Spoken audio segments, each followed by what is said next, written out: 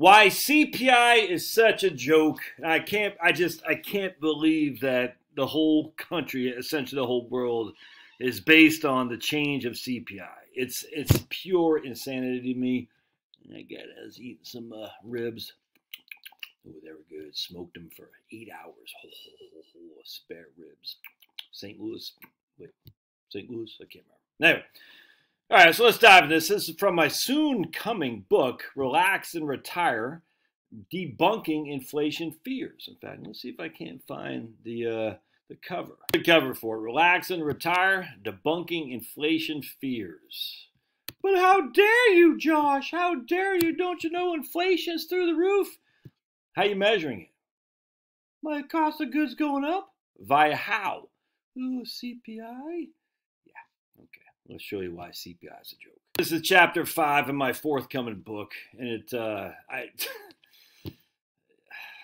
right, so previous to basically 1978 is when they made these big changes in CPI. And if you follow shadow stats, I take on shadow stats a little bit. I actually agree with shadow stats a lot more than I disagree. I come to a complete different conclusion than they do, 180 degrees.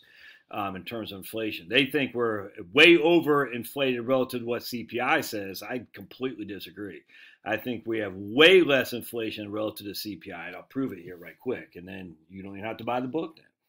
All right, so in 1978, they made these changes, which came and brought in 1982. In 1982, the CPI-U was brand new. All right, we used to use CPI-W. CPI-W is about 25 to 30% of the population. CPI-U is about 90 to 95% of the population. All right, but this is what we used to use, CPI-W.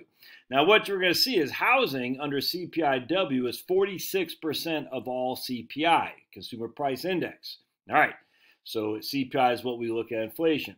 CPI-U housing is about 37%. All right, now if we go down here, we'll see shelter. All right, shelter, a little bit different there. Homeowners cost, this is where it changes. Here is the new stuff under CPI-U, and this is what shadow stats, and I agree with them 100%, takes issue with. Homeowners cost, 14%. 13.5% is due to what? Owner's equivalent rent. What it costs to rent your house to yourself. Does that make any flipping sense? No, of course not. It used to be home ownership was 1/4 of the total of CPI because you had a home purchase of 10%, financing, taxes, insurance of about 12%. Well, that makes sense. Now, of course, the issue is your financing was a fixed cost most likely. All right, now your taxes and insurance were not fixed. That's why property insurance and property taxes should be its own unique category, which it was back then. Contracted mortgage interest cost, I don't know why that'd be part of a fixed, of a adjustment in cost if you have a fixed rate, but so that's my issue with the old CPI anyway. But anyway, financing, taxes and insurance. My homeowner's insurance just went up 14.5%. That is inflation. My financing costs haven't gone up at all. I have a fixed rate. But then again, my owner's equivalent rent, I don't rent my own house. It's freaking stupid. It's stupid. And then you got another 6.3% in resident or renter's cost. I don't rent for myself, and I don't rent from from anybody. So we have 20% allocated to renting either from yourself or from a landlord. I don't do either. 20% of the entirety of CPI, a fifth, is geared towards renting. I don't rent for myself, and I don't rent from a landlord, Mr. Burns. It's freaking nuts. Now, in the old days, 10% of CPI went to your finance cost. Are you having a month-to-month thing, inflation adjustment? No, it's stupid. All right, so let's keep going because I want to read this. Remember, and I can't stress this enough, the BLS, the Bureau of Labor Statistics, says owned housing units themselves are not priced in the CPI housing survey. Like most other nations' economic statistics program, the CPI program views owned housing units as capital or investment goods distinct from the shelter that they provide and not as a consumption good. Do you understand what they're saying? Your house is a capital asset and thus should be treated as part of the balance sheet. That's exactly what they're saying. They view CPI program views own housing as a capital or investment good as part of the balance sheet. Assets versus liabilities, not as a consumption item. Consumption items would be the income statement. Money coming in, money going out, credits and debits. Inflation is supposed to measure the month-to-month change in consumption items, so housing has no place in CPI for those who own their homes because it's a capital good, not a consumption good. The BLS even admits to it. They say right here, spending to purchase and improve houses and other housing units is treated as investment, not consumption in the CPI.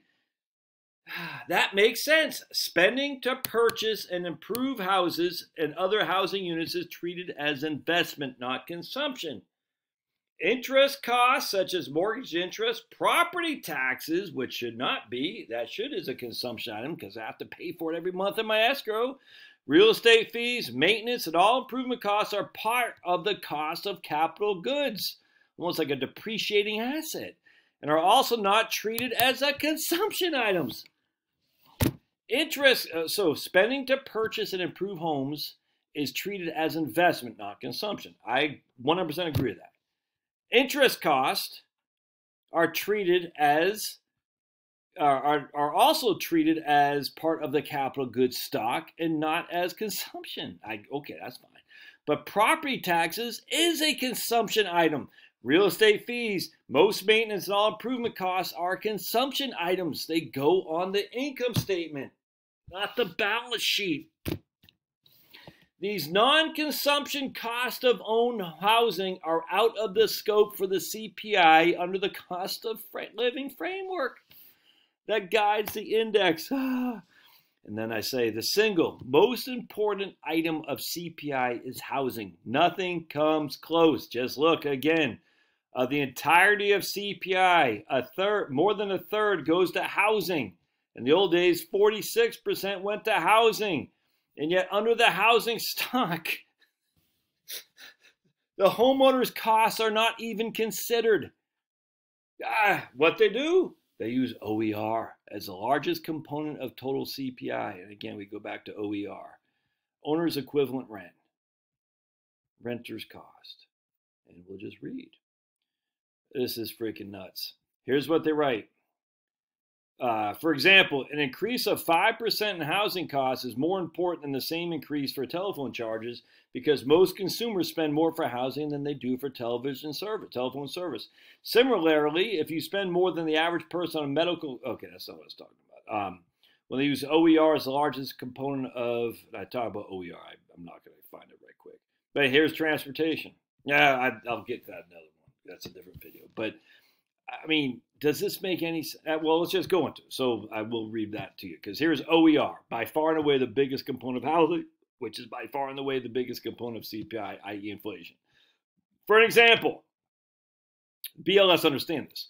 An increase of 5% in housing costs is more important than the same increase for telephone charges because most consumers spend more on housing than they do for telephone service. Similarly, if you spend more than the average person on medical care and recreation, and prices rise sharply for these goods and services, the increase in your personal expenditures and personal price index would be larger than the increase for the average consumer. Exactly. So if OER is the biggest part of CPI, and I don't spend on OER, and yet OER is the adjustment for inflation, the biggest component of it, what does that tell you? It's overlooking at your consumer price index because you literally don't spend anything for OER. You don't spend anything. Crazy. So doggone frustrating. And yet we make all these decisions based on this. Love your thoughts. Nuts.